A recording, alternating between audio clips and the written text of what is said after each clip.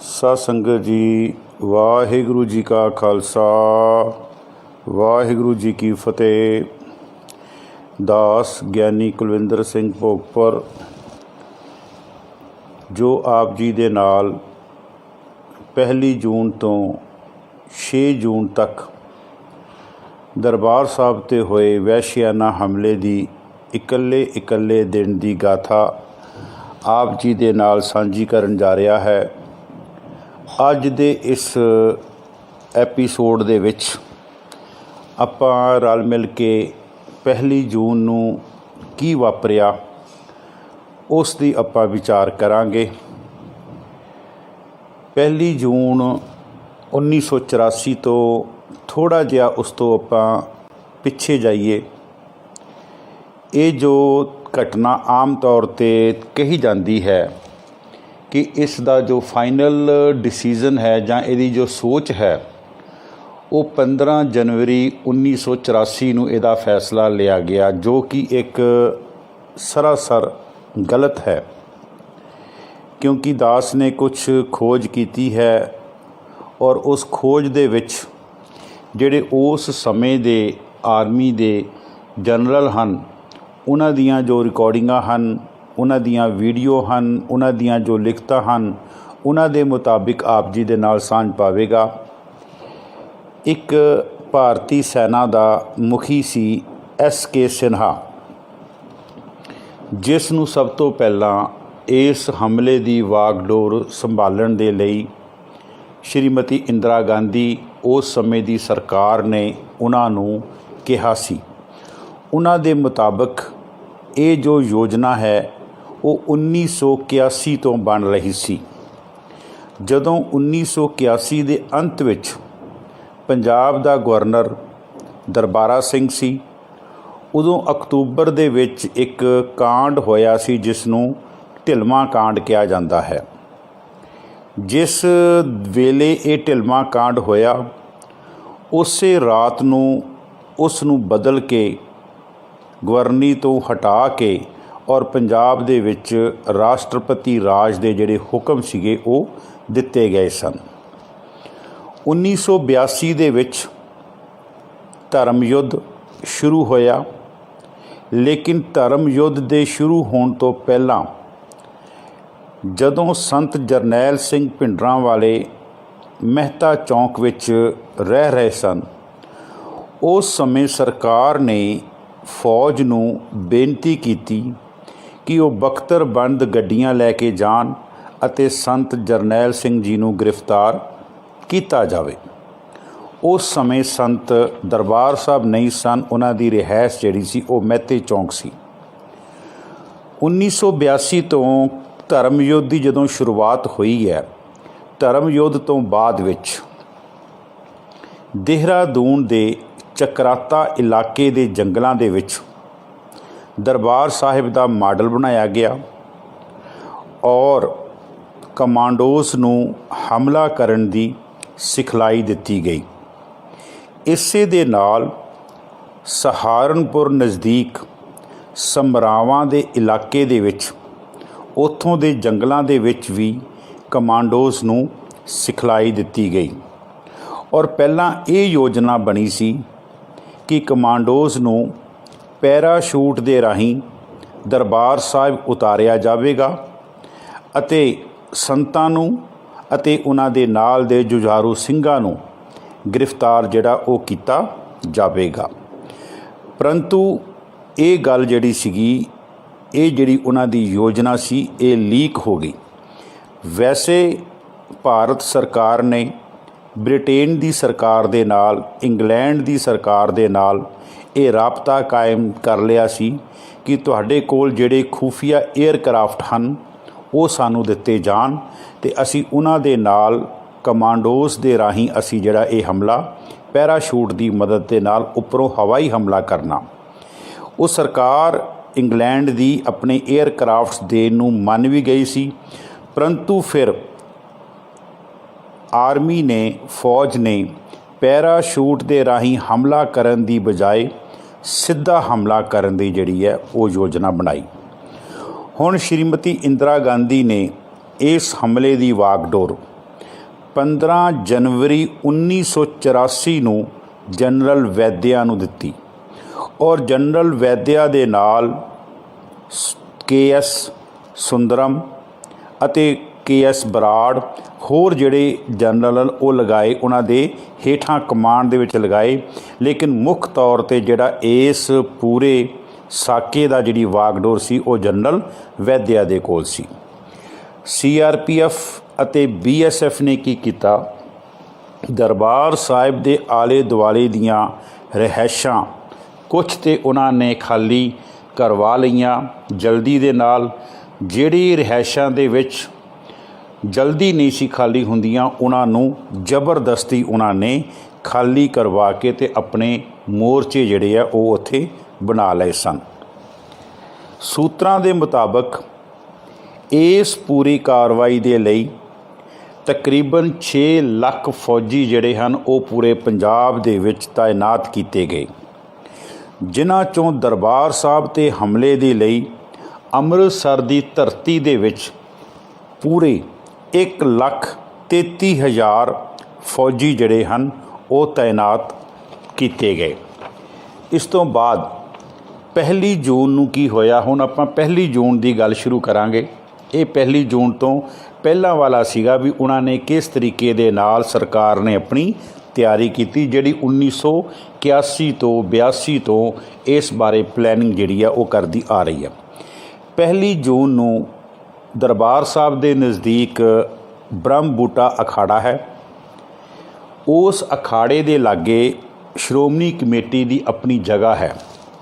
Shiromani committee ਵਾਲਿਆਂ ਨੇ ਕੀ ਕੀਤਾ, ਉੱਥੇ ਕੁਛ ਰਾਜ ਮਿਸਤਰੀ ਲੈ ਕੇ ਆਏ। ਇਹ ਸਵੇਰੇ 9 ਵਜੇ ਦੀ ਘਟਨਾ ਹੈ ਅਤੇ ਇੱਕ ਦੀਵਾਰ ਜਿਹੜੀ ਹੈ ਉਹ ਬਣਾਉਣ ਲੱਗੇ। ਜਦੋਂ ਇਸ ਗੱਲ ਦਾ CRPF ਦੇ ਜਵਾਨਾਂ ਨੂੰ ਪਤਾ ਲੱਗਾ, ਉਹਨਾਂ ਨੇ ਕਮੇਟੀ ਦੇ ਮੈਂਬਰਾਂ ਦੇ ਨਾਲ ਬਹਿਸ ਕੀਤੀ। ਇਸ ਬਹਿਸ ਦਾ ਪਤਾ ਦਰਬਾਰ ਸਾਹਿਬ ਦੇ ਮੈਨੇਜਰ ਨੂੰ ਲੱਗਾ। ਮੈਨੇਜਰ ਦੇ ਕੋਲ ਉਸ ਵੇਲੇ ਜਰਮਨ ਦੀ ਕੋਈ ਪੱਤਰਕਾਰ ਬੈਠੀ ਹੋਈ ਸੀ। ਉਹ ਮੈਨੇਜਰ ਅਤੇ ਜਰਮਨ ਦੀ ਜਿਹੜੀ ਪੱਤਰਕਾਰ ਹੈ ਉਹ ਉਸ ਜਗ੍ਹਾ 'ਤੇ ਪਹੁੰਚੇ। ਜਦੋਂ ਮੈਨੇਜਰ ਉਸ ਜਗ੍ਹਾ 'ਤੇ ਪਹੁੰਚਿਆ ਅਤੇ ਉਸ ਸਮੇਂ CRPF ਦੇ ਜਵਾਨ ਨੇ, ਅਫਸਰ ਨੇ ਉਸ ਮੈਨੇਜਰ ਦੇ ਕੰਨ ਦੇ ਉੱਪਰ ਰਿਵਾਲਵਰ ਰੱਖ ਦਿੱਤਾ। ਜਦੋਂ ਰਿਵਾਲਵਰ ਰੱਖ ਦਿੱਤਾ ਅਤੇ ਜਿਹੜੀ ਜਰਮਨ ਦੀ ਪੱਤਰਕਾਰ ਸੀ ਉਹਨੇ ਉਸ CRPF ਦੇ ਜਵਾਨ ਨੂੰ ਝਾੜ ਪਾਈ, ਉਹਨੂੰ ਬੁਰਾ ਭਲਾ ਕਿਹਾ। ਜਦੋਂ ਬੁਰਾ ਭਲਾ ਕਿਹਾ ਅਤੇ ਉਸ ਅਫਸਰ ਨੇ, ਉਸ ਜਵਾਨ ਨੇ ਜਿਹੜਾ ਆਪਣਾ ਰਿਵਾਲਵਰ ਸੀਗਾ ਆਪਣੇ ਕਵਰ ਵਿੱਚ ਪਾ ਲਿਆ। ਇਸ ਗੱਲ ਦਾ ਸੰਤ ਜਰਨੈਲ ਸਿੰਘ ਜੀ ਨੂੰ ਵੀ ਪਤਾ ਲੱਗਾ। ਉਸ ਸਮੇਂ ਸੰਤ ਜਰਨੈਲ ਸਿੰਘ ਜੀ ਲੰਗਰ ਹਾਲ ਦੀ ਦੂਸਰੀ ਮੰਜ਼ਿਲ ਦੇ ਉੱਪਰ ਸਿੰਘਾਂ ਦੇ ਨਾਲ ਸਲਾਹ ਮਸ਼ਵਰਾ ਕਰ ਰਹੇ ਸਨ। 1 ਜੂਨ ਨੂੰ ਤਕਰੀਬਨ 12:40 'ਤੇ ਦੁਪਹਿਰ CRPF ਅਤੇ BSF ਦੇ ਜਵਾਨਾਂ ਦੇ ਵੱਲੋਂ ਅਚਾਨਕ ਗੋਲੀਬਾਰੀ ਸ਼ੁਰੂ ਕਰ ਦਿੱਤੀ ਗਈ ਔਰ ਤਾਬੜਤੋੜ ਜਿਹੜੀ ਗੋਲੀਬਾਰੀ ਹੈ ਉਹ ਹੋ ਰਹੀ ਹੈ। ਇਸ ਗੋਲੀਬਾਰੀ ਜਿਹੜੀ ਹੋ ਰਹੀ ਹੈ ਇਹਦਾ ਕੋਈ ਨਿਸ਼ਾਨਾ ਨਹੀਂ ਮਿੱਥਿਆ ਗਿਆ ਕਿ ਅਸੀਂ ਕਿੱਧਰ ਨੂੰ ਫਾਇਰ ਕਰਨੇ ਹਨ, ਕਿਉਂਕਿ ਹੱਲੇ ਇਹਨਾਂ ਨੂੰ ਸਿੰਘਾਂ ਦੇ, ਜੁਝਾਰੂਆਂ ਦੇ ਮੋਰਚਿਆਂ ਦਾ ਕੁਛ ਨਹੀਂ ਪਤਾ। ਇਹ ਸਿਰਫ ਹਵਾ ਦੇ ਵਿੱਚ ਕਹਿ ਲਓ ਜਾਂ ਆਸੇ-ਪਾਸੇ ਫਾਇਰਿੰਗ ਕਰ ਰਹੇ ਸੀ, ਸਿਰਫ ਇਹ ਦੇਖਣ ਵਾਸਤੇ ਕਿ ਸਾਨੂੰ ਜਵਾਬੀ ਫਾਇਰਿੰਗ ਕਿੱਧਰਲੇ ਪਾਸੇ ਤੋਂ ਆਉਂਦੀ ਹੈ, ਫਿਰ ਅਸੀਂ ਉੱਧਰ ਨੂੰ ਨਿਸ਼ਾਨਾ ਬਣਾ ਕੇ ਜਿਹੜੀ ਹੈ ਉਹ ਆਪਣੀ ਫਾਇਰਿੰਗ, ਆਪਣੀ ਗੋਲੀਆਂ ਜਿਹੜੀਆਂ ਉਹ ਚਲਾਵਾਂਗੇ।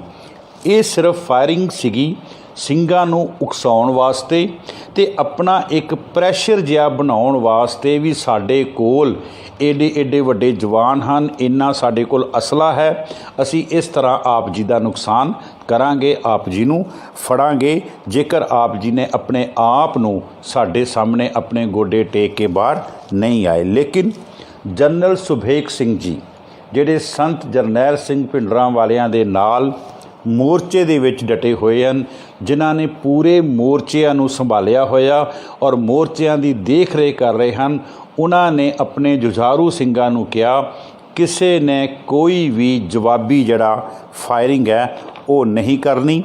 ਉਹਨਾਂ ਨੇ ਰੋਕਿਆ। ਇਸ ਦੌਰਾਨ ਇਹ ਜਿਹੜੀ ਫਾਇਰਿੰਗ ਹੈ ਤਕਰੀਬਨ 12:40 'ਤੇ ਸ਼ੁਰੂ ਹੋਈ ਹੈ।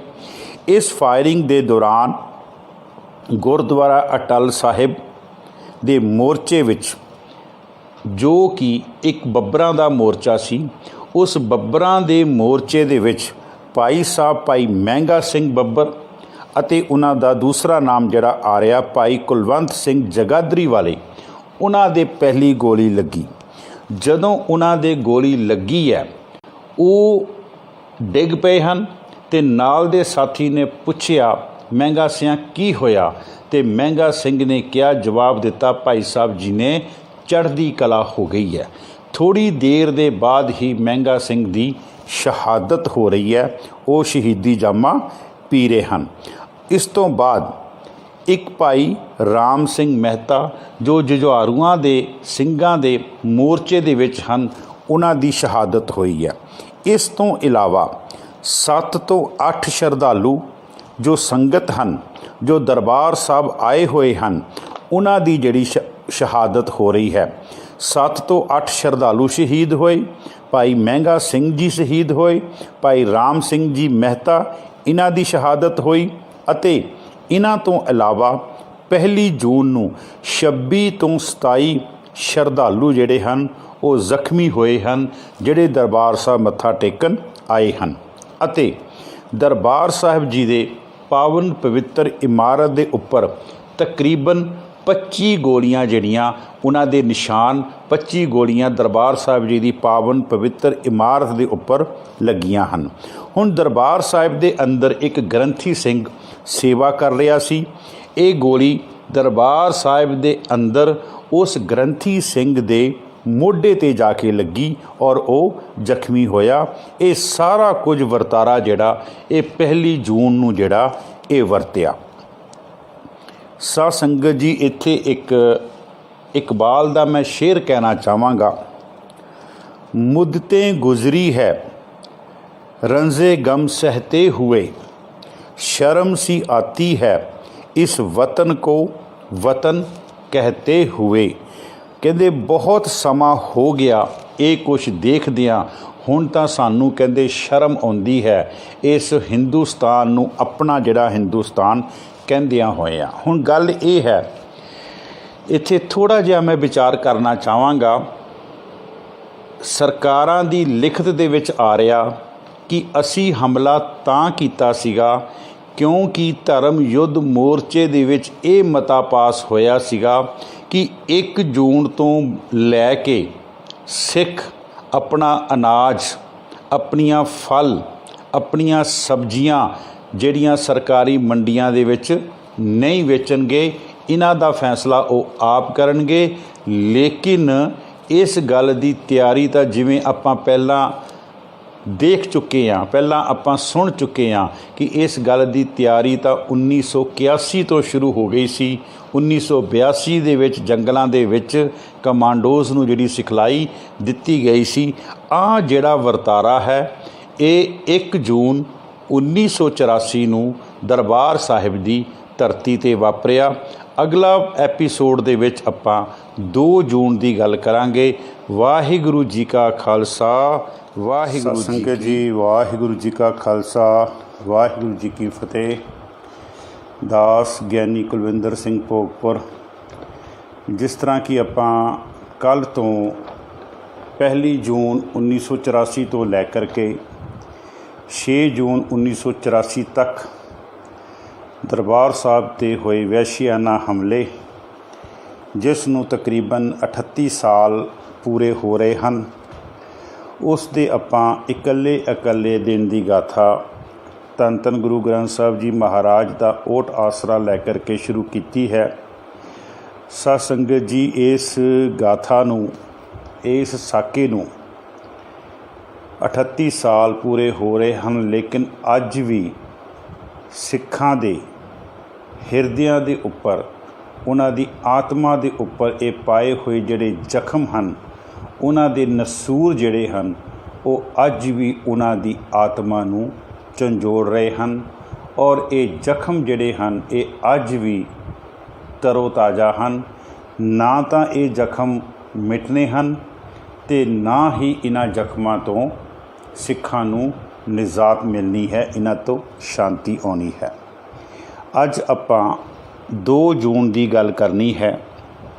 ਜਿਸ ਤਰ੍ਹਾਂ ਕਿ ਕੱਲ੍ਹ 1 ਜੂਨ ਦੇ ਵਿੱਚ ਆਪਾਂ ਇਹ ਵਿਚਾਰ ਕੀਤੀ ਸੀ ਕਿ ਤਕਰੀਬਨ 12:40 ਤੋਂ ਲੈ ਕਰਕੇ ਦੁਪਹਿਰੇ ਤੇ 7 ਵਜੇ ਤੱਕ ਤਕਰੀਬਨ 6.5 ਘੰਟੇ ਲਗਾਤਾਰ ਜਿਹੜੀ ਗੋਲੀਬਾਰੀ ਹੈ ਉਹ CRPF ਅਤੇ BSF ਦੇ ਜਵਾਨਾਂ ਦੇ ਵੱਲੋਂ ਕੀਤੀ ਗਈ। ਇਸ ਗੋਲੀਬਾਰੀ ਦਾ ਸਿਰਫ ਇੱਕੋ ਹੀ ਮਕਸਦ ਸੀ ਕਿ ਅੱਗੋਂ ਸਾਨੂੰ ਜਵਾਬੀ ਫਾਇਰ ਮਿਲੇ, ਜਵਾਬ ਮਿਲੇ, ਤਾਂ ਜੋ ਅਸੀਂ ਉਹਨਾਂ ਦੇ ਕਾਰਤੂਸਾਂ ਤੋਂ ਅੰਦਾਜ਼ਾ ਲਗਾ ਸਕੀਏ ਕਿ ਉਹਨਾਂ ਦੇ ਕੋਲ ਅੰਦਰ ਕਿਹੜੇ ਹਥਿਆਰ ਹਨ, ਕਿਸ ਕਿਸਮ ਦੇ ਹਥਿਆਰਾਂ ਦੇ ਨਾਲ ਉਹਨਾਂ ਨੇ ਸਿੰਘਾਂ ਨੇ ਅੰਦਰ ਜਿਹੜੀ ਮੋਰਚਾਬੰਦੀ ਕੀਤੀ ਹੋਈ ਹੈ। ਸੋ ਸਾਧ ਸੰਗਤ ਜੀ, ਥੋੜ੍ਹਾ ਜਿਹਾ ਇਸ ਮੋਰਚਾਬੰਦੀ ਦੇ ਬਾਰੇ ਆਪਾਂ ਦੇਖ ਲਈਏ। ਪਾਣੀ ਵਾਲੀ ਜਿਹੜੀ ਟੈਂਕੀ ਹੈ ਉਸ ਦੇ ਉੱਪਰ ਸਿੱਖ ਸਟੂਡੈਂਟ ਫੈਡਰੇਸ਼ਨ ਦੇ ਸਿੰਘਾਂ ਨੇ ਮੋਰਚਾ ਸਾਂਭਿਆ ਹੋਇਆ ਹੈ। ਲੰਗਰ ਵਾਲੀ ਜਿਹੜੀ ਛੱਤ ਹੈ ਉਸ ਦੇ ਉੱਪਰ ਬਾਬਾ ਠਾਰਾ ਸਿੰਘ ਜੀ ਆਪਣੇ ਸਿੰਘਾਂ ਦੇ ਨਾਲ ਮੋਰਚਾ ਸੰਭਾਲ ਕੇ ਉੱਥੇ ਤਾਇਨਾਤ ਹਨ। ਅਕਾਲ ਰੈਸਟ ਹਾਊਸ ਉੱਪਰ ਸਿੱਖ ਸਟੂਡੈਂਟ ਫੈਡਰੇਸ਼ਨ ਦੀਆਂ ਬੀਬੀਆਂ, ਬੀਬੀ ਪਰਮਜੀਤ ਕੌਰ ਅਤੇ ਬੀਬੀ ਉਪਕਾਰ ਕੌਰ ਆਪਣੇ ਨਾਲ ਦੀਆਂ ਸਿੰਘਣੀਆਂ ਦੇ ਨਾਲ ਉੱਥੇ ਮੋਰਚਾ ਦੇ ਵਿੱਚ ਮੋਰਚਾ ਬਣਾ ਕੇ ਬੈਠੀਆਂ ਹੋਈਆਂ ਹਨ, ਉੱਥੇ ਤਾਇਨਾਤ ਹਨ। ਅਕਾਲ ਤਖਤ ਸਾਹਿਬ ਦੀਆਂ ਨਜ਼ਦੀਕ ਦੀਆਂ ਇਮਾਰਤਾਂ ਦੇ ਵਿੱਚ ਸਿੱਖ ਸਟੂਡੈਂਟ ਫੈਡਰੇਸ਼ਨ ਅਤੇ ਜਥਾ ਭਿੰਡਰਾਂ ਦੇ ਸੂਰਮੇ ਜਿਹੜੇ ਹਨ ਉਹ ਆਪਣੇ ਆਪਣੇ ਮੋਰਚਿਆਂ ਦੇ ਵਿੱਚ ਡਟੇ ਹੋਏ ਹਨ। ਜਦੋਂ 1 ਤਰੀਕ ਨੂੰ ਹਮਲਾ ਹੋਇਆ ਹੈ ਅਤੇ ਉਸ ਸਮੇਂ ਸੰਤ ਜਰਨੈਲ ਸਿੰਘ ਜੀ ਭਿੰਡਰਾਂ ਵਾਲਿਆਂ ਨੂੰ ਸੰਤ ਹਰਚਰਨ ਸਿੰਘ ਲੌਂਗੋਵਾਲ ਜੀ ਦਾ ਫੋਨ ਆਇਆ, ਜਿਹੜੇ ਧਰਮ ਯੁੱਧ ਮੋਰਚੇ ਦੇ ਡਿਕਟੇਟਰ ਹਨ। ਉਹਨਾਂ ਦਾ ਫੋਨ ਆਇਆ ਅਤੇ ਉਹਨਾਂ ਨੇ ਸੰਤ ਜੀ ਨੂੰ ਕਿਹਾ ਕਿ ਸੰਤ ਜੀ, ਹਮਲਾ ਹੋ ਚੁੱਕਾ ਹੈ ਅਤੇ ਹੁਣ ਅਸੀਂ ਕੀ ਕਰੀਏ। ਅਤੇ ਅੱਗੋਂ ਸੰਤ ਜੀ ਨੇ ਜਵਾਬ ਦਿੱਤਾ, ਤੁਸੀਂ ਹੀ ਮੰਜੀ ਸਾਹਿਬ ਦੀਵਾਨ ਦੇ ਵਿੱਚ ਇਹ ਗੱਲ ਕਹੀ ਸੀ ਕਿ ਜੇਕਰ ਦਿੱਲੀ ਦੀ ਸਰਕਾਰ ਨੇ, ਭਾਰਤ ਦੀ ਸਰਕਾਰ ਨੇ ਹਮਲਾ ਕੀਤਾ ਅਤੇ ਅਸੀਂ ਉੱਥੇ ਲਾਸ਼ਾਂ ਵਿਛਾ ਦਿਆਂਗੇ, ਅਤੇ ਹੁਣ ਤੁਸੀਂ ਮੈਨੂੰ ਪੁੱਛਦੇ ਪਏ ਹੋ ਵੀ ਹਮਲਾ ਹੋ ਗਿਆ ਹੈ ਅਤੇ ਹੁਣ ਅਸੀਂ ਕੀ ਕਰੀਏ। ਸੋ ਆਓ 2 ਜੂਨ ਦੀ ਜੋ ਘਟਨਾਵਾਂ ਕੀ ਹੋਈਆਂ, ਦਰਬਾਰ ਸਾਹਿਬ ਦੇ ਨਜ਼ਦੀਕ ਪੂਰੀ ਤਰ੍ਹਾਂ ਕਰਫਿਊ, ਜਿਹੜਾ ਮੁਕੰਮਲ ਤੌਰ 'ਤੇ ਜਿਹੜਾ ਕਰਫਿਊ ਹੈ ਉਹ ਲਗਾ ਦਿੱਤਾ ਗਿਆ ਹੈ। ਦਰਬਾਰ ਸਾਹਿਬ ਦੇ ਆਸੇ-ਪਾਸੇ 12 ਬਿਹਾਰ ਰੈਜੀਮੈਂਟ ਨੇ ਕੰਪਲੀਟਲੀ ਤੌਰ 'ਤੇ ਨਾਕਾਬੰਦੀ ਕਰ ਦਿੱਤੀ ਹੈ, ਤਾਂ ਜੋ ਅੰਦਰੋਂ ਕੋਈ ਬਾਹਰ ਨਾ ਆ ਸਕੇ ਅਤੇ ਬਾਹਰੋਂ ਕੋਈ ਅੰਦਰ ਨਾ ਜਾ ਸਕੇ।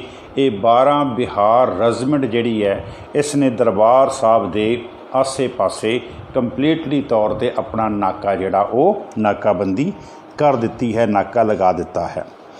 ਜੰਮੂ ਕਸ਼ਮੀਰ ਤੋਂ ਲੈ ਕੇ ਗੰਗਾ ਨਗਰ ਤੱਕ ਪੰਜਾਬ ਦੀਆਂ ਸਰਹੱਦਾਂ ਨੂੰ ਸੀਲ ਕਰ ਦਿੱਤਾ ਗਿਆ। ਇਸ ਦੇ ਲਈ 7 ਫੌਜ ਦੀਆਂ ਡਿਵੀਜ਼ਨਾਂ ਲਗਾਈਆਂ ਗਈਆਂ ਹਨ।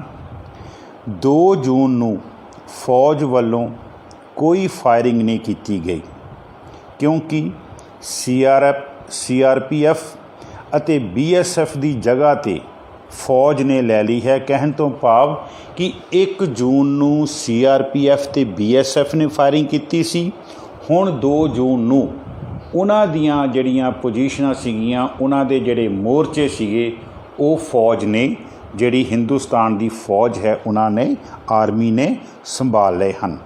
ਸਭ ਤੋਂ ਪਹਿਲਾਂ ਕੁਲਦੀਪ ਸਿੰਘ ਬਰਾੜ ਨੇ ਕੀ ਕੀਤਾ, 14 ਗੁਰਸਿੱਖ ਫੌਜੀਆਂ ਨੂੰ ਸਿਖਾ ਕੇ ਸੰਤ ਜਰਨੈਲ ਸਿੰਘ ਜੀ ਭਿੰਡਰਾਂ ਵਾਲਿਆਂ ਨੂੰ ਰਜ਼ਾਮੰਦ ਕਰਨ ਦੇ ਲਈ ਤੋਰਿਆ ਅਤੇ ਨਾਲ ਉਹਨਾਂ ਨੂੰ ਇੱਕ ਕੇਂਦਰ ਸਰਕਾਰ ਦਾ ਜਿਹੜਾ ਤੋਹਫਾ ਸੀਗਾ ਉਹ ਦੇਣ ਦੇ ਲਈ ਉਹਨਾਂ ਨੂੰ ਭੇਜਿਆ ਕਿ ਤੁਸੀਂ ਸੰਤਾਂ ਨੂੰ ਜਾ ਕਰਕੇ ਮਨਾਓ, ਜਾਂ ਤਾਂ ਉਹ ਵੈਸੇ ਮੰਨ ਜਾਣ, ਉਹਨਾਂ ਨੂੰ ਸਮਝਾਓ, ਜੇ ਨਹੀਂ ਮੰਨਦੇ ਤਾਂ ਫਿਰ ਉਹਨਾਂ ਨੂੰ ਕੇਂਦਰ ਸਰਕਾਰ ਦੇ ਵੱਲੋਂ ਜਿਹੜਾ ਤੋਹਫਾ ਹੈ ਉਹਦੇ ਬਾਰੇ ਉਹਨਾਂ ਨੂੰ ਪੇਸ਼ਕਾਰੀ ਕੀਤੀ ਜਾਵੇ। ਉਹ ਤੋਹਫਾ ਕੀ ਸੀਗਾ, ਉਹ ਪੈਕੇਜ ਕੀ ਸੀਗਾ ਕਿ ਸੰਤ ਜੀ ਅਸੀਂ ਤੁਹਾਨੂੰ 1 ਅਰਬ ਅਮਰੀਕੀ ਡਾਲਰ ਦੇ ਦਿੰਦੇ ਹਾਂ ਅਤੇ ਯੂਰਪ ਦੇ ਕਿਸੇ ਵੀ ਦੇਸ਼ ਦੇ ਵਿੱਚ ਤੁਹਾਨੂੰ ਨਾਗਰਿਕਤਾ ਦੇ ਦਿੰਦੇ ਹਾਂ। ਤੁਸੀਂ ਉੱਥੇ ਆਪਣੀ ਜ਼ਿੰਦਗੀ, ਆਪਣੇ ਬੱਚਿਆਂ ਦੀ ਜ਼ਿੰਦਗੀ ਐਸ਼ ਨਾਲ, ਇਸ਼ਰਤ ਨਾਲ ਤੁਸੀਂ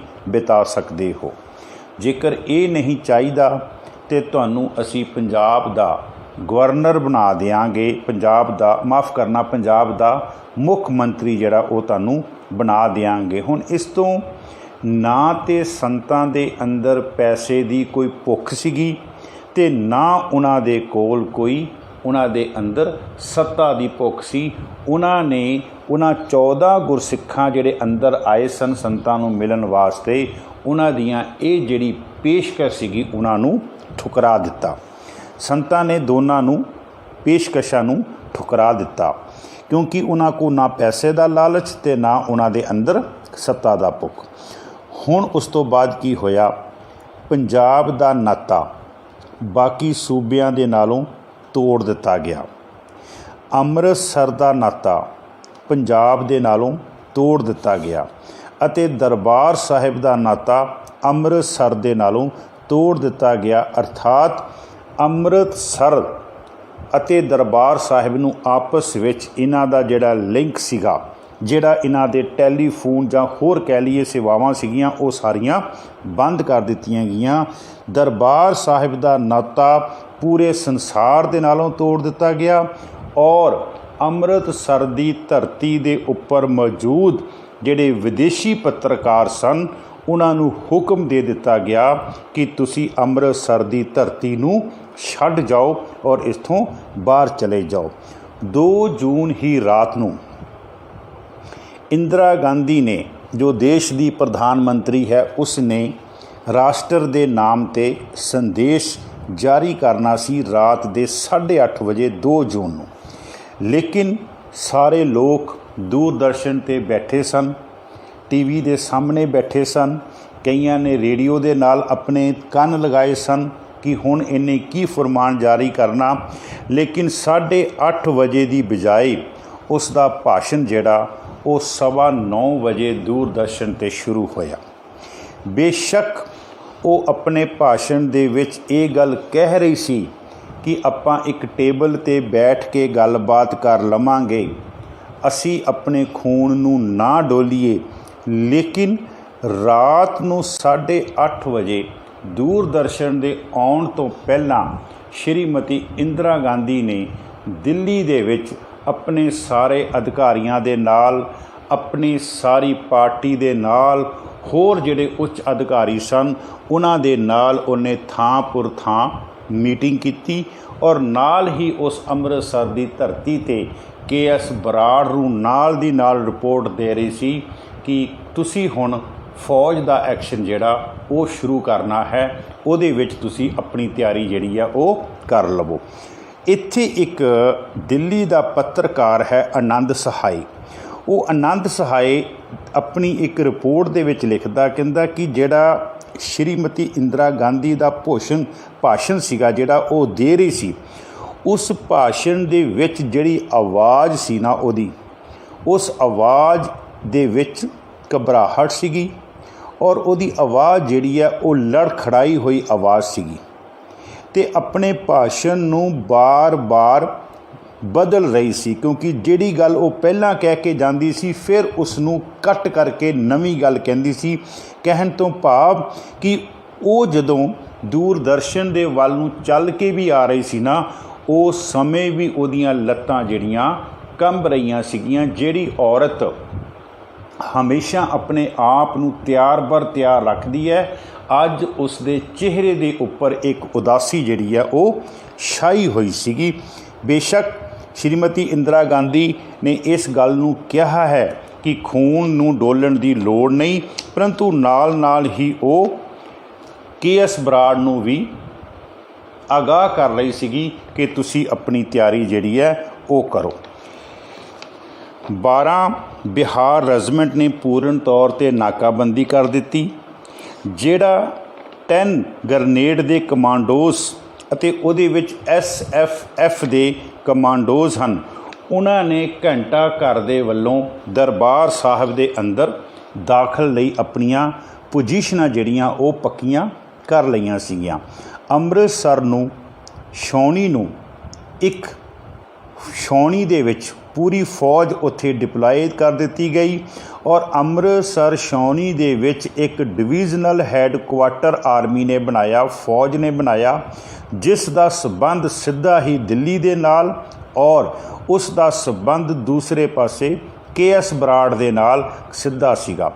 ਜਨਰਲ ਗੌਰੀ ਸ਼ੰਕਰ ਨੂੰ ਪੰਜਾਬ ਦੇ ਗਵਰਨਰ ਦਾ ਸੁਰੱਖਿਆ ਸਲਾਹਕਾਰ ਲਗਾਇਆ ਗਿਆ। ਸਿਵਲ ਪ੍ਰਸ਼ਾਸਨ ਦਾ ਕੰਟਰੋਲ ਵੀ ਫੌਜ ਦੇ ਕੋਲ ਆ ਗਿਆ। ਹੁਣ ਜਦੋਂ ਸਵੇਰੇ 1 ਜੂਨ ਦੀ ਰਾਤ ਨੂੰ ਜਦੋਂ ਇਹ ਹਮਲਾ ਹੋਇਆ, ਤਕਰੀਬਨ 6.5 ਘੰਟੇ ਗੋਲੀ ਚੱਲੀ ਅਤੇ ਸਵੇਰ ਵੇਲੇ ਜਿਹੜੇ ਉੱਥੋਂ ਦੇ ਪੱਤਰਕਾਰ ਜਿਨ੍ਹਾਂ ਦੇ ਪਾਸ ਬਣੇ ਸਨ, ਜਿਹੜੇ ਲੋਕਲ ਪੱਤਰਕਾਰ ਸਨ ਜਾਂ ਜਿਹੜੀ ਸੰਗਤ ਸੀ, ਉਹ ਜਦੋਂ ਅੰਦਰ ਆਏ ਦਰਬਾਰ ਸਾਹਿਬ ਦੇ ਅੰਦਰ, ਉਹਨਾਂ ਨੇ ਦਰਬਾਰ ਸਾਹਿਬ ਦੀ ਪਰਿਕਰਮਾ ਦੇ ਵਿੱਚ ਜਿਹੜੇ ਗੋਲੀਆਂ ਦੇ 167 ਨਿਸ਼ਾਨ ਲੱਗੇ ਸਨ, ਉਹਨਾਂ ਨੂੰ ਲਾਲ ਰੰਗ ਦੇ ਨਾਲ ਗੋਲ ਕਰ ਦਿੱਤਾ ਔਰ ਦਰਬਾਰ ਸਾਹਿਬ ਦੀ ਇਮਾਰਤ ਜਿਹੜੀ ਪਾਵਨ ਪਵਿੱਤਰ ਇਮਾਰਤ ਹੈ, ਉੱਥੇ ਜਿਹੜੇ 28 ਗੋਲੀਆਂ ਦੇ ਨਿਸ਼ਾਨ ਲੱਗੇ ਸਨ, ਉਸ ਨੂੰ ਵੀ ਲਾਲ ਰੰਗ ਨਾਲ ਉੱਥੇ ਗੋਲ ਕਰਕੇ ਉਹਨਾਂ ਨਿਸ਼ਾਨਾਂ ਨੂੰ ਅਤੇ ਉਹਨਾਂ ਦੇ ਹੇਠਾਂ ਤਰੀਕ ਪਾ ਦਿੱਤੀ 1 ਜੂਨ 1984, 1/6/1984 ਜਿਹੜੀ ਤਰੀਕ ਪਾ ਦਿੱਤੀ। ਇਹ ਤਰੀਕ ਪਾਉਣ ਦਾ ਮਤਲਬ ਇਹ ਸੀਗਾ ਕਿ ਇਹਨਾਂ ਨੂੰ ਅਸੀਂ ਸੰਭਾਲ ਕੇ ਰੱਖੀਏ ਤਾਂ ਜੋ ਆਉਣ ਵਾਲੀ ਸਾਡੀ ਜਿਹੜੀ ਨਸਲ ਹੈ ਉਹ ਦੇਖ ਸਕੇ ਕਿ ਕਿਸ ਤਰ੍ਹਾਂ ਹਿੰਦੁਸਤਾਨ ਦੀ ਸਰਕਾਰ ਨੇ ਤੁਹਾਡੀ ਫਸਲ ਨੂੰ ਵੱਢਣ ਦੀ ਕੋਸ਼ਿਸ਼ ਕੀਤੀ ਹੈ। ਇਸ ਤੋਂ ਇਲਾਵਾ 2 ਜੂਨ ਨੂੰ ਭਾਈ ਸਾਹਿਬ ਭਾਈ ਮਹਿੰਗਾ ਸਿੰਘ ਬੱਬਰ, ਜਿਨ੍ਹਾਂ ਦੇ ਸਰੀਰ ਦਾ ਅੰਤਮ ਸੰਸਕਾਰ ਮੰਜੀ ਸਾਹਿਬ ਦੀਵਾਨ ਹਾਲ ਦੇ ਸਾਹਮਣੇ ਕਰ ਦਿੱਤਾ ਗਿਆ ਅਤੇ ਭਾਈ ਰਾਮ ਸਿੰਘ ਮਹਿਤਾ ਜੀ ਦਾ ਸੰਸਕਾਰ ਲੰਗਰ ਹਾਲ ਦੇ ਸਾਹਮਣੇ ਜਗ੍ਹਾ ਦੇ ਵਿੱਚ ਉਹਨਾਂ ਨੇ ਕੀਤਾ ਗਿਆ। ਦੂਜੇ ਪਾਸੇ ਸਿੱਖ ਸਟੂਡੈਂਟ ਫੈਡਰੇਸ਼ਨ ਦੇ ਪ੍ਰਧਾਨ ਭਾਈ ਸਾਹਿਬ ਭਾਈ ਅਮਰੀਕ ਸਿੰਘ ਜੀ ਅਤੇ ਜਨਰਲ ਸਕੱਤਰ ਹਰਵਿੰਦਰ ਸਿੰਘ ਸੰਧੂ ਅਕਾਲ ਤਖਤ ਤੇ ਜਥੇਦਾਰ ਗਿਆਨੀ ਕਿਰਪਾਲ ਸਿੰਘ ਨੂੰ ਮਿਲੇ ਅਤੇ ਉਹਨਾਂ ਨੂੰ ਇਸ ਗੱਲ ਦੀ ਸਾਰੀ ਜਾਣਕਾਰੀ ਦਿੱਤੀ ਕਿ ਸਾਨੂੰ ਪੱਕਾ ਯਕੀਨ ਹੈ ਕਿ ਆਉਣ ਵਾਲੇ ਸਮੇਂ ਦੇ ਵਿੱਚ ਹੁਣ ਫੌਜ ਦੇ ਵੱਲੋਂ ਹਮਲਾ ਜਿਹੜਾ ਉਹ ਕੀਤਾ ਜਾਵੇਗਾ। ਇਸ ਤੋਂ ਬਾਅਦ ਜਦੋਂ ਪੱਤਰਕਾਰ ਗੁਰਚਰਨ ਸਿੰਘ ਜੀ ਟੋਹੜਾ ਅਤੇ ਸੰਤ ਹਰਚਰਨ ਸਿੰਘ ਲੌਂਗੋਵਾਲ, ਜਿਹੜੇ ਧਰਮ ਯੁੱਧ ਮੋਰਚਾ ਦੇ ਡਿਕਟੇਟਰ ਹਨ, ਜਦੋਂ ਉਹਨਾਂ ਨੂੰ ਮਿਲੇ ਅਤੇ ਉਹਨਾਂ ਨੂੰ ਪੁੱਛਿਆ ਗਿਆ ਵੀ ਹੁਣ ਕੀ ਹੋਵੇਗਾ, ਅਤੇ ਉਹਨਾਂ ਨੇ ਕਿਹਾ ਇਹ ਦਿੱਲੀ ਦੀ ਸਰਕਾਰ ਦੇ ਵੱਲੋਂ ਬਹੁਤ ਘਿਨਾਉਣੀ ਜਿਹੜੀ ਹਰਕਤ ਹੈ ਉਹ ਕੀਤੀ ਗਈ ਹੈ। ਇਸ ਦਾ ਜਵਾਬ ਅਸੀਂ ਇੱਟ ਨਾਲ ਮੁਕਾਬਲਾ ਜਿਹੜਾ ਹੈ ਉਹ ਪੱਥਰ ਦੇ ਨਾਲ ਇਹਦਾ ਜਵਾਬ ਜਿਹੜਾ ਅਸੀਂ ਦੇਵਾਂਗੇ। ਜਦੋਂ ਇਸੇ ਗੱਲ ਨੂੰ ਪੱਤਰਕਾਰਾਂ ਨੇ ਸੰਤ ਜਰਨੈਲ ਸਿੰਘ ਜੀ ਨੂੰ ਪੁੱਛਿਆ ਕਿ ਅਗਰ ਫੌਜ ਨੇ ਹਮਲਾ ਕਰਦੀ ਹੈ ਤਾਂ ਤੁਹਾਡਾ ਕੀ ਬਣੇਗਾ, ਅਤੇ ਸੰਤ ਜਰਨੈਲ ਸਿੰਘ ਜਿਨ੍ਹਾਂ ਦੇ ਚਿਹਰੇ ਦੇ ਉੱਪਰ ਕੋਈ ਖੌਫ ਨਹੀਂ ਹੈ, ਕਿਸੇ ਕਿਸਮ ਦਾ ਕੋਈ ਡਰ ਨਹੀਂ ਹੈ, ਅਤੇ ਉਹਨਾਂ ਨੇ ਕਿਹਾ ਅਗਰ ਫੌਜ ਸਾਡੇ 'ਤੇ ਹਮਲਾ ਕਰਦੀ ਹੈ ਅਤੇ ਅਸੀਂ ਇਹਨਾਂ ਦੀ ਨਾਨੀ ਯਾਦ ਕਰਵਾ ਦਿਆਂਗੇ। ਸੋ ਸਾਧ ਸੰਗਤ ਜੀ, 2 ਜੂਨ ਨੂੰ ਆਸੇ ਪਾਸੇ ਤੋਂ ਕੋਈ ਗੋਲਾਬਾਰੀ ਨਹੀਂ ਹੋਈ, ਫੌਜ ਵੱਲੋਂ ਕੋਈ ਗੋਲਾਬਾਰੀ ਨਹੀਂ ਕੀਤੀ ਗਈ। ਸਿਰਫ ਉਹਨਾਂ ਨੇ ਅਗਲੇ ਹਮਲੇ ਦੇ ਵਾਸਤੇ ਆਪਣੀ ਰਣਨੀਤੀ ਤਿਆਰ ਕੀਤੀ ਵੀ ਆਉਣ ਵਾਲੇ ਸਮੇਂ ਦੇ ਵਿੱਚ ਅਸੀਂ ਕਿਸ ਤਰੀਕੇ ਦੇ ਨਾਲ ਜਿਹੜਾ ਉਹ ਹਮਲਾ ਕਰਨਾ ਹੈ। ਸਾਧ ਸੰਗਤ ਜੀ, ਇੰਨੀਆਂ ਕੁ ਬੇਨਤੀਆਂ 2 ਤਰੀਕ ਦੇ ਵਾਸਤੇ। ਕੱਲ੍ਹ ਨੂੰ ਆਪਾਂ 3 ਤਰੀਕ ਦੀ ਵਿਚਾਰ ਜਿਹੜੀ ਹੈ, 3 ਜੂਨ ਨੂੰ ਕੀ ਵਾਪਰਿਆ ਹੈ ਉਹਦੀ ਆਪਾਂ ਵਿਚਾਰ ਕਰਾਂਗੇ। ਹੋਈਆਂ ਭੁੱਲਾਂ ਚੁੱਕਾਂ ਖਿਮਾ ਕਰਨੀਆਂ। ਵਾਹਿਗੁਰੂ ਜੀ ਕਾ ਖਾਲਸਾ, ਵਾਹਿਗੁਰੂ ਜੀ ਕੀ ਫਤਿਹ। ਸਾਧ ਸੰਗਤ ਜੀ, ਵਾਹਿਗੁਰੂ ਜੀ ਕਾ ਖਾਲਸਾ, ਵਾਹਿਗੁਰੂ ਜੀ ਕੀ ਫਤਿਹ। ਜਿਵੇਂ ਕਿ ਆਪ ਜੀ ਭਲੀ ਭਾਂਤ ਜਾਣਦੇ ਹੋ, ਜੋ ਆਪਾਂ ਪਿਛਲੇ ਦਿਨੀ 1 ਜੂਨ 1984 ਤੋਂ ਲੈ ਕਰਕੇ 6 ਜੂਨ 1984 ਤੱਕ ਕੱਲੇ ਦਿਨ ਦੀ ਵਿਚਾਰ ਜੋ ਉਸ ਸਮੇਂ ਦੀ ਸਰਕਾਰ ਨੇ ਅਕਾਲ ਤਖਤ ਸਾਹਿਬ 'ਤੇ ਦਰਬਾਰ ਸਾਹਿਬ 'ਤੇ ਜੋ ਵਹਿਸ਼ਿਆਨਾ ਹਮਲਾ ਜਿਹੜਾ ਉਹ ਕੀਤਾ, ਜੋ ਸਿੱਖ ਦੀ ਸ਼ਾਨ ਔਰ ਸਿੱਖ ਦੀ ਅਜ਼ਮਤ 'ਤੇ ਜੋ ਹਮਲਾ ਹੋਇਆ, ਉਸ ਦੀ ਆਪਾਂ ਵਿਚਾਰ ਕਰਦੇ ਆ ਰਹੇ ਹਾਂ। ਦਾਸ ਗਿਆਨੀ ਕੁਲਵਿੰਦਰ ਸਿੰਘ ਭੋਗਪੁਰ। ਸਤ ਸੰਗਤ ਜੀ, 3 ਜੂਨ ਦੀ ਵਿਚਾਰ ਕਰਨ ਤੋਂ ਪਹਿਲਾਂ ਉਹ ਕੌਮਾਂ ਕਦੀ ਵੀ ਆਪਣੀ ਹੋਂਦ ਨੂੰ ਬਰਕਰਾਰ ਨਹੀਂ ਰੱਖ ਸਕਦੀਆਂ ਜਿਹੜੀਆਂ ਕੌਮਾਂ ਆਪਣੇ ਇਤਿਹਾਸ ਨੂੰ ਭੁੱਲ ਜਾਇਆ ਕਰਦੀਆਂ ਹਨ, ਅਤੇ ਜਿਹੜੀਆਂ ਕੌਮਾਂ ਆਪਣੇ ਇਤਿਹਾਸ ਦੇ ਨਾਲ ਜੁੜੀਆਂ ਰਹਿੰਦੀਆਂ ਹਨ, ਉਹ ਕੌਮਾਂ ਸਦੀਵੀ ਜਿਉਂਦੀਆਂ ਰਹਿੰਦੀਆਂ ਹਨ ਔਰ ਉਹਨਾਂ ਕੌਮਾਂ ਦਾ ਕੋਈ ਵਾਲ ਵੀ ਵਿੰਗਾ ਜਿਹੜਾ ਉਹ ਨਹੀਂ ਕਰ ਸਕਦਾ।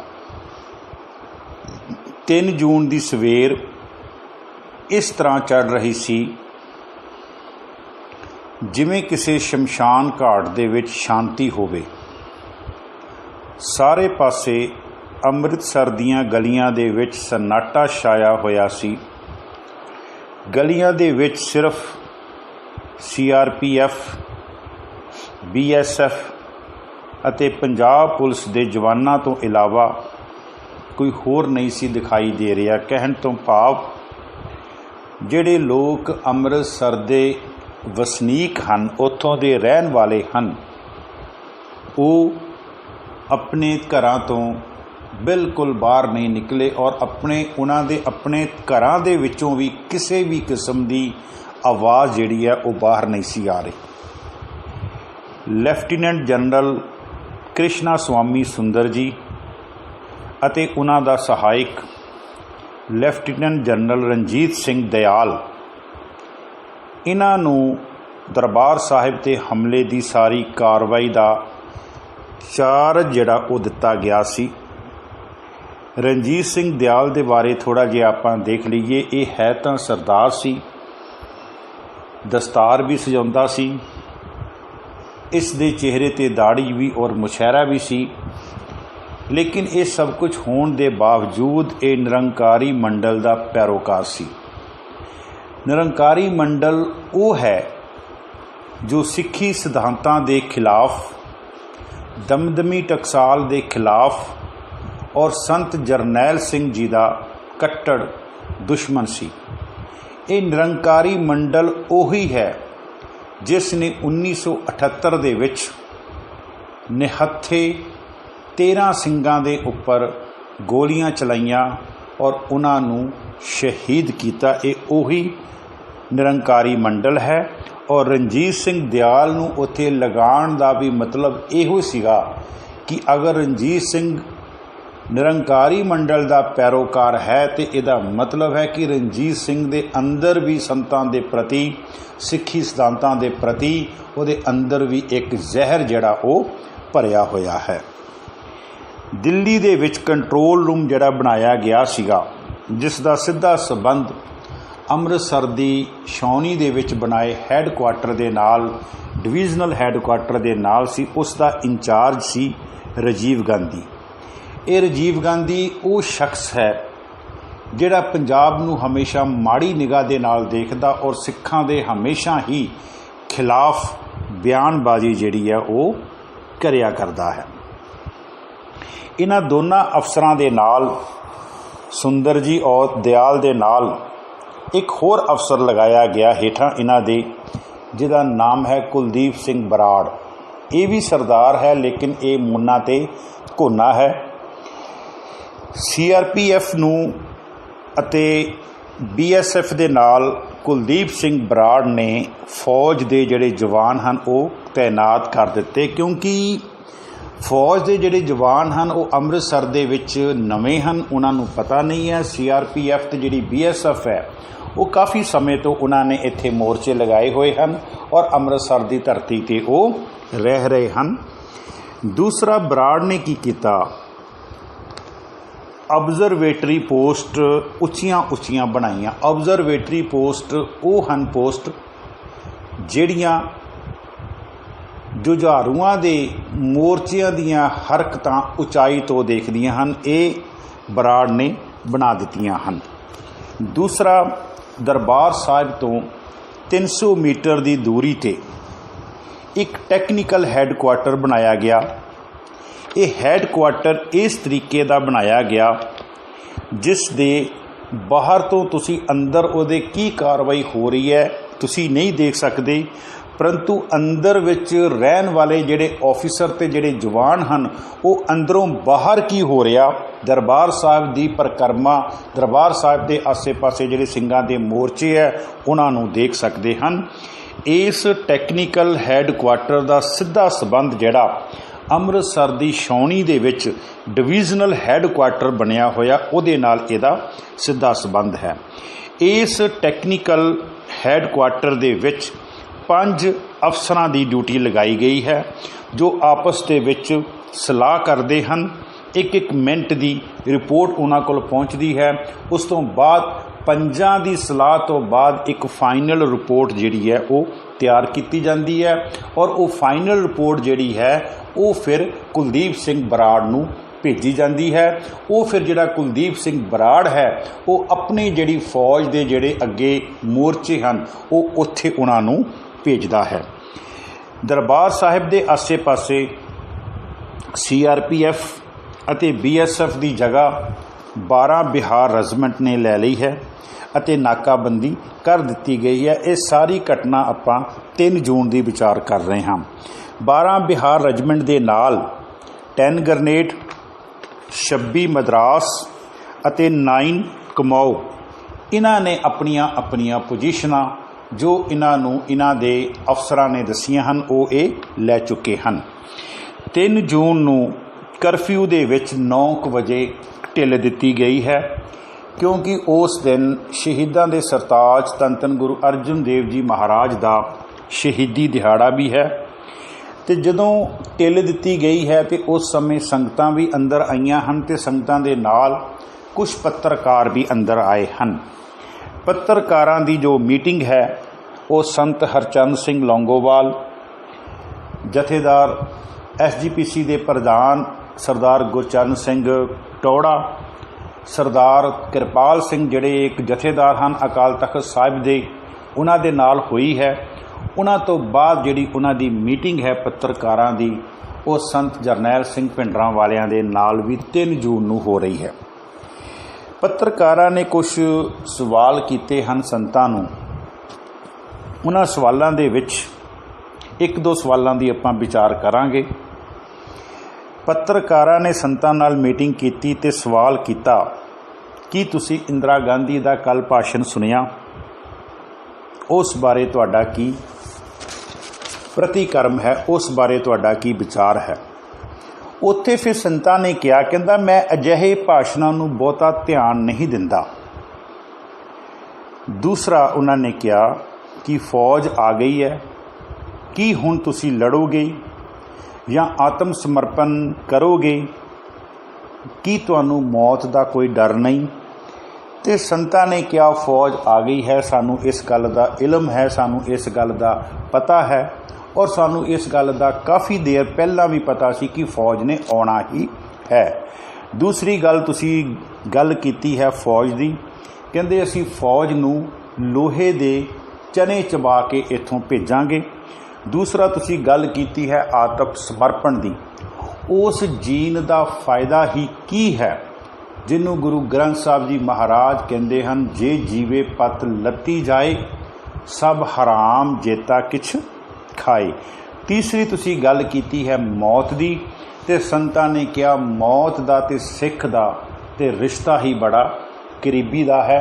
ਸਿੱਖ ਜਿਹੜਾ ਉਹ ਮੌਤ ਤੋਂ ਬਗੈਰ ਨਹੀਂ ਰਹਿ ਸਕਦਾ ਅਤੇ ਮੌਤ ਜਿਹੜੀ ਹੈ ਉਹ ਸਿੱਖ ਤੋਂ ਬਗੈਰ ਨਹੀਂ ਰਹਿ ਸਕਦੀ। ਕਹਿਣ ਤੋਂ ਭਾਵ ਸਿੱਖ ਮੌਤ ਤੋਂ ਬਗੈਰ ਅਧੂਰਾ ਹੈ ਅਤੇ ਮੌਤ ਜਿਹੜੀ ਹੈ ਉਹ ਸਿੱਖ ਤੋਂ ਬਗੈਰ ਅਧੂਰੀ ਹੈ।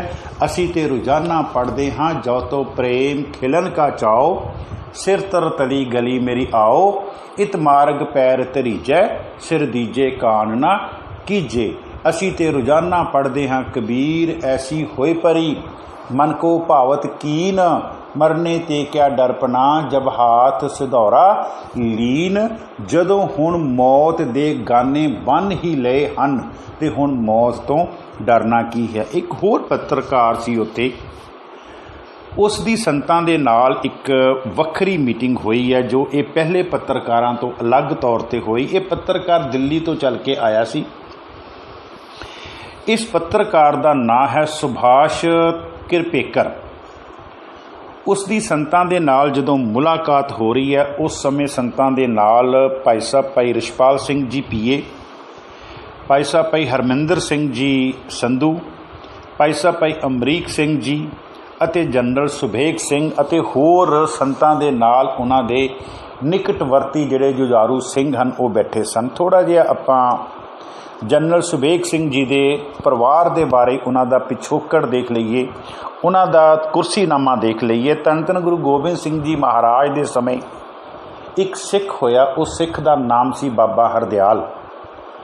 ਇਸ ਹਰਦਿਆਲ ਜੀ ਨੇ ਗੁਰੂ ਗੋਬਿੰਦ ਸਿੰਘ ਜੀ ਮਹਾਰਾਜ ਤੋਂ ਖੰਡੇ ਬਾਟੇ ਦੀ ਪੌਲ ਛਕੀ और इसका नाम हरदयाल सिंह हो गया।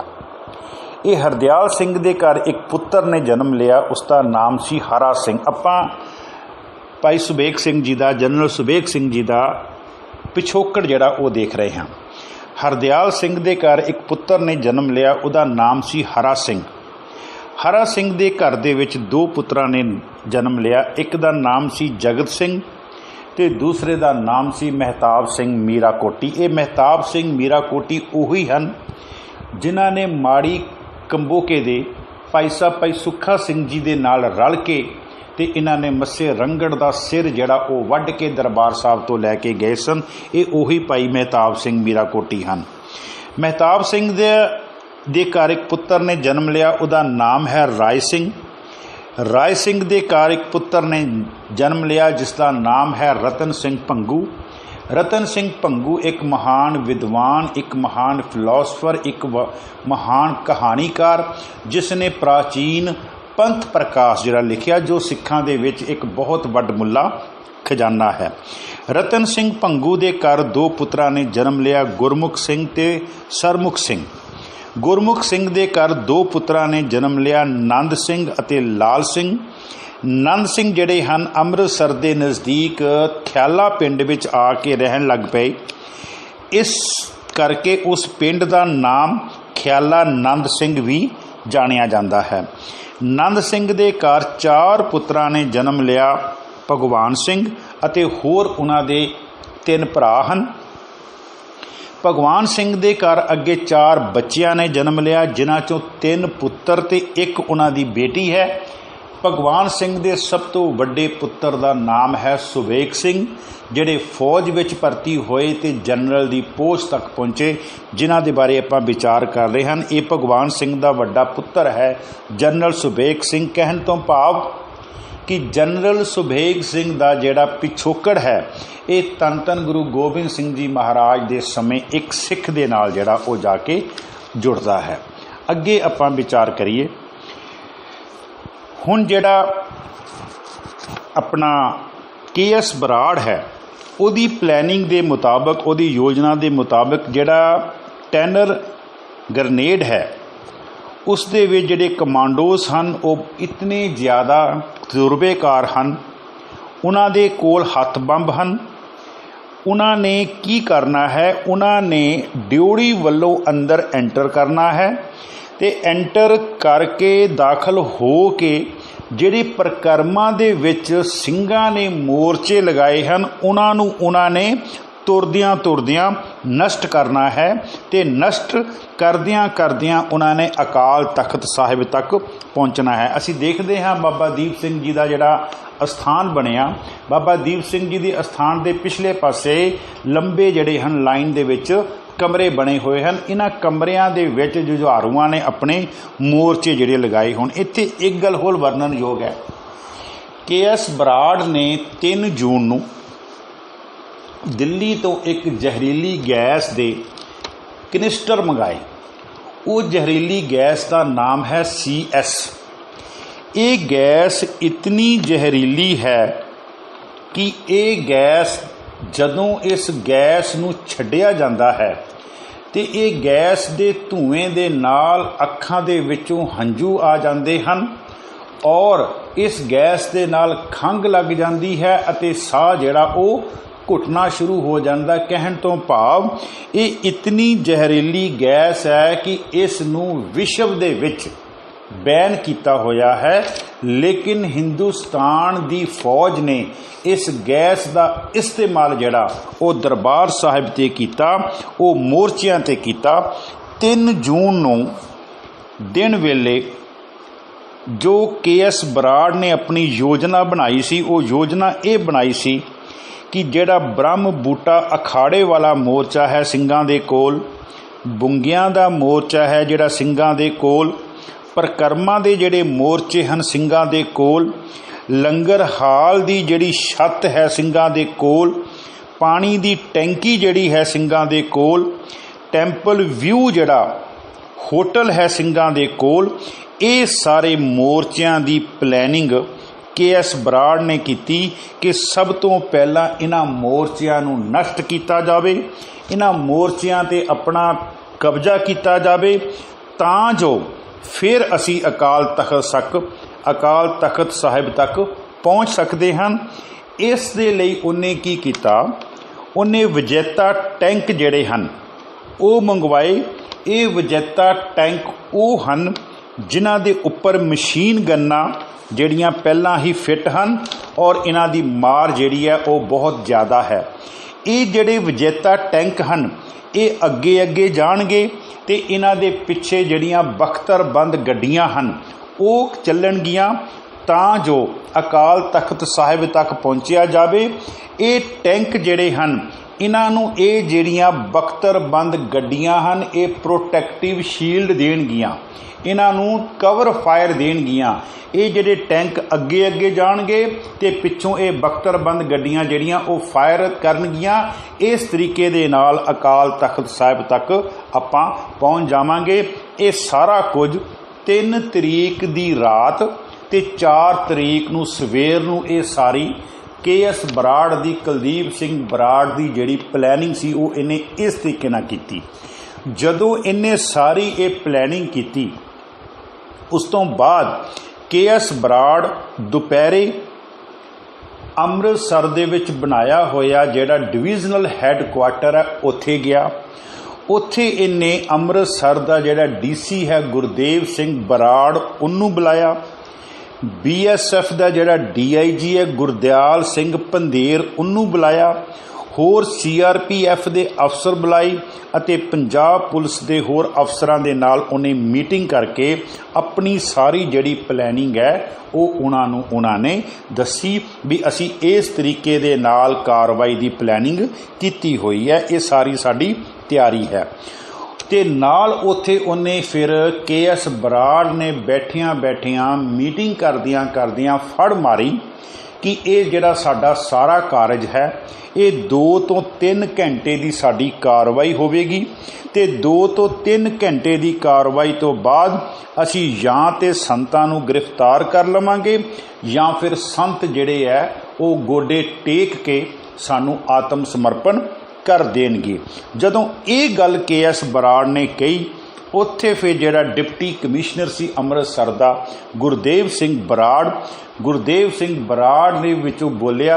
गुरदेव सिंह बराड़ ने कहा मैनू यकीन है कि संत शहीद तो हो सकते हैं परंतु वो आत्म समर्पण नहीं कर सकते। जदों इन्नी गल कही तो बराड़ नूं गुस्सा आ गया, बराड़ अग बबूला होया ते बराड़ फिर बोलिया कहंदा जदों जहाज शूकदे हन, जदों टैंक दहाड़ पाउंदे हन, जदों धरती अग उगलदी है उस समय वड्डे वड्डे जरनैलों दीयां लत्तां कंबण लग जांदियां हन। ये 3 घंटियां च गोडे पार हो के साडे कोल आके आत्म समर्पण कर देवेगा। ते DC ने उत्थे कहा कहंदा I know he will never give up, ਉਹ ਕਹਿੰਦਾ ਆਤਮ ਸਮਰਪਣ ਨਹੀਂ ਕਰੇਗਾ। He will never surrender. ਇਸ ਗੱਲ ਦਾ ਮੈਨੂੰ ਯਕੀਨ ਹੈ। ਇਸ ਗੱਲ ਤੋਂ KS ਬਰਾੜ ਬਹੁਤ ਜ਼ਿਆਦਾ ਖਫਾ ਹੋਇਆ। ਉਹਨੇ ਰਾਤੋਂ ਰਾਤ DC ਦੀ ਬਦਲੀ ਕਰਵਾ ਦਿੱਤੀ ਔਰ ਉਹਦੀ ਜਗ੍ਹਾ 'ਤੇ ਉਹਨੇ ਰਮੇਸ਼ ਇੰਦਰ ਜਿਹੜਾ ਲਗਾਇਆ, DC ਲਗਾਇਆ, ਜਿਹੜਾ ਬੜਾ ਹੀ ਵਫਾਦਾਰ ਤੇ ਆਪਣੇ ਆਪ ਨੂੰ ਸਿਆਣਾ ਕਹਿੰਦਾ ਸੀ, ਜਿਹੜਾ ਸਰਕਾਰ ਦਾ ਪਿੱਠੂ ਸੀ। ਫਿਰ ਉਸ ਤੋਂ ਬਾਅਦ KS ਬਰਾੜ ਨੇ DIG ਗੁਰਦਿਆਲ ਸਿੰਘ ਜਿਹੜਾ ਪੰਧੇਰ ਸੀ BSF ਦਾ, ਉਹਨੂੰ ਉਹਨਾਂ ਨੇ ਕਿਹਾ ਕਿ ਤੁਸੀਂ ਸਿੰਘਾਂ ਦੇ ਮੋਰਚਿਆਂ 'ਤੇ ਹਮਲੇ ਕਰੋ, ਉਹਨਾਂ 'ਤੇ ਬੰਬਾਰੀ ਕਰੋ। ਉੱਥੇ ਫਿਰ DIG ਗੁਰਦਿਆਲ ਸਿੰਘ ਪੰਧੇਰ ਨੇ ਕਿਹਾ ਮੈਂ ਤੇਰੇ ਕਹਿਣ 'ਤੇ ਹਮਲਾ ਨਹੀਂ ਕਰਾਂਗਾ, ਜਿੰਨੀ ਦੇਰ ਤੱਕ ਮੈਨੂੰ ਲਿਖਤੀ ਰੂਪ ਦੇ ਵਿੱਚ ਨਹੀਂ ਆਉਂਦਾ, ਆਰਡਰ ਆਉਂਦਾ, ਉਨੀ ਦੇਰ ਤੱਕ ਮੈਂ ਕੋਈ ਫੈਸਲਾ ਨਹੀਂ ਲੈ ਸਕਦਾ। ਇਸ ਗੱਲ ਦਾ ਜਿਹੜਾ DIG ਗੁਰਦਿਆਲ ਸਿੰਘ ਪੰਧੇਰ ਨੂੰ ਬਾਅਦ ਵਿੱਚ ਬਹੁਤ ਜ਼ਿਆਦਾ ਖਮਿਆਜਾ ਭੁਗਤਣਾ ਪਿਆ। ਬਾਅਦ ਵਿੱਚ ਉਹਦੀਆਂ ਬਹੁਤ ਇਨਕੁਆਰੀਆਂ ਜਿਹੜੀਆਂ ਉਹ ਹੋਈਆਂ। ਸੋ 3 ਤਰੀਕ ਨੂੰ ਦੋਨਾਂ ਪਾਸਿਆਂ ਤੋਂ ਜੰਗ ਦੀ ਪੂਰੀ ਤਿਆਰੀ ਹੋ ਗਈ। ਆਪਾਂ ਗੱਲ ਕਰ ਰਹੇ ਸੀਗੇ ਸੁਭਾਸ਼ ਕਿਰਪੇਕਰ ਦੀ, ਜਿਹੜਾ ਪੱਤਰਕਾਰ ਅੰਦਰ ਗਿਆ। ਸੰਤਾਂ ਨੇ ਉਸ ਨੂੰ ਇਹ ਗੱਲ ਦੱਸ ਦਿੱਤੀ ਹੈ, ਕਹਿੰਦੇ ਸਾਨੂੰ ਸਾਰਾ ਪਤਾ ਹੈ, 4 ਜੂਨ ਨੂੰ ਸਾਡੇ 'ਤੇ ਹਮਲਾ ਹੋਣਾ ਹੈ ਔਰ ਇਹ ਜਿਹੜਾ ਹਮਲਾ ਹੋਣਾ ਨਾ, ਇਹ ਇਕੱਲਾ ਅੰਮ੍ਰਿਤਸਰ ਦੀ ਧਰਤੀ 'ਤੇ ਨਹੀਂ ਹੋਣਾ। ਇਹ ਹਮਲਾ ਨਾਲ ਹੀ ਗੁਰਦਾਸਪੁਰ ਹੋਣਾ ਹੈ, ਇਹ ਹਮਲਾ ਨਾਲ ਹੀ ਫਿਰੋਜ਼ਪੁਰ ਦੇ ਗੁਰਧਾਮਾਂ 'ਤੇ ਹੋਣਾ ਹੈ ਅਤੇ ਹੋਰ ਵੀ ਆਸੇ-ਪਾਸੇ ਗੁਰਧਾਮਾਂ 'ਤੇ ਹੋਣਾ। ਮੈਂ ਇੱਥੋਂ ਇੱਕ ਬੇਨਤੀ ਕਰਨਾ ਚਾਹਾਂਗਾ, 3 ਜੂਨ ਨੂੰ ਸੰਤ ਜਰਨੈਲ ਸਿੰਘ ਭਿੰਡਰਾਂਵਾਲੇ ਇਹ ਗੱਲ ਕਹਿ ਰਹੇ ਹਨ ਕਿ ਹਮਲਾ ਕੱਲਾ ਦਰਬਾਰ ਸਾਹਿਬ 'ਤੇ ਨਹੀਂ ਹੋਣਾ। ਤੁਸੀਂ ਦੇਖੋ ਉਹਨਾਂ ਦੀ ਤੀਖਣ ਬੁੱਧੀ, ਤੁਸੀਂ ਦੇਖੋ ਉਹਨਾਂ ਦੀ ਆਉਣ ਵਾਲੇ ਸਮੇਂ ਦੇ ਬਾਰੇ ਸੋਚ। ਉਹ ਆਪਣੀ ਆਤਮਾ ਤੋਂ ਇਹ ਗੱਲ ਕਹਿ ਰਹੇ ਹਨ ਕਿ ਸਾਨੂੰ ਪਤਾ ਹੈ ਕਿ ਦਰਬਾਰ ਸਾਹਿਬ 'ਤੇ ਕੱਲਾ ਹਮਲਾ ਨਹੀਂ ਹੋਣਾ, ਇਹ ਹਮਲਾ ਹੋਰ ਵੀ ਗੁਰਧਾਮਾਂ 'ਤੇ ਇੱਕੋ ਸਮੇਂ ਹੋਵੇਗਾ। ਹੁਣ 4 ਜੂਨ ਦੀ ਜਿਹੜੀ ਜੰਗ ਆ ਨਾ, ਉਹਦੇ ਵਾਸਤੇ ਦੋਨਾਂ ਫੌਜਾਂ ਨੇ ਆਪਣੀ ਤਿਆਰੀ ਕੀਤੀ ਹੋਈ ਹੈ। ਜਨਰਲ ਸੁਬੇਗ ਸਿੰਘ ਨੇ ਵੀ ਆਪਣੇ ਮੋਰਚਿਆਂ ਨੂੰ ਕੱਲਾ ਕੱਲਾ ਦੇਖ ਰਹੇ ਹਨ ਔਰ ਉਧਰਲੇ ਪਾਸੇ KS ਬਰਾੜ ਜਿਹੜਾ ਉਹ ਵੀ ਆਪਣੇ ਮੋਰਚਿਆਂ ਨੂੰ ਦੇਖ ਰਿਹਾ। ਸਾਧ ਸੰਗਤ ਜੀ, ਹੁਣ ਜੰਗ ਜਿਹੜੀ ਹੈ ਨਾ ਉਹ ਪੰਜਾਬ ਦੀ ਤੇ ਹਿੰਦ ਦੀ ਹੋਣੀ ਹੈ।